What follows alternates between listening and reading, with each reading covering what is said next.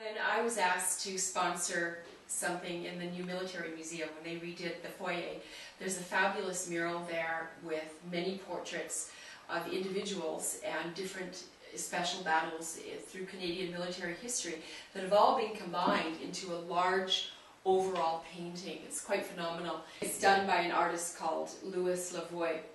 And I have 4 relatives there. I have my mother's father, Archibald Smiley Brown, and the woman that became his wife, Minnie Estelle Robbins Brown, is pictured there in her nursing uniform and cap.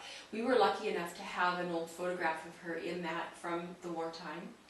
And then my great uncle, Eric Reginald, also known as Rex Binmore, who was killed in August 1918 in the Battle of Amiens after fighting through the entire war.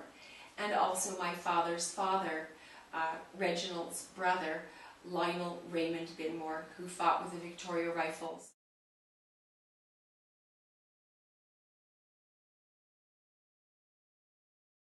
This is his conscription certificate presented to him by George V, and he is conscripted as a lieutenant. So he went in very proudly and over to France. He had an interesting history. He was a man of letters. These are all his letters and photographs. And he liked to write. Of course, everything had to go through the censors, so a lot of them are fairly vague, but they certainly give a feeling for what the men suffered and what they endured there. And I've translated a couple of them. This one from the envelope, you can see the Australian Red Cross, and you can see my grandfather's faded scrawl on the front. These little tiny letters brought home comfort to the people left behind in Scotland. His mother was in Scotland. The rest of his family was in Canada. This is from August 24th, 1917. Just a few lines, my dear mother. No doubt you have read in today's papers of the latest push. You'll note there are no details. I was there, and my usual good luck followed me. I was hit early in the attack, but was able to walk out.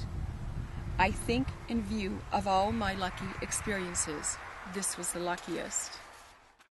One of the things that he would mention at New Year's or at Christmas or at Remembrance Day was the sound of the German troops singing from their trenches, the Christmas carols in German, and they sounded a lot like the Christmas carols that the Allied troops were singing in their trenches. And he said that that reminded him that there was humanity and there were people behind the fortiments and battlements and under the helmets. And it made it particularly grim and poignant when there was so much death and so much destruction and so much pain and grief.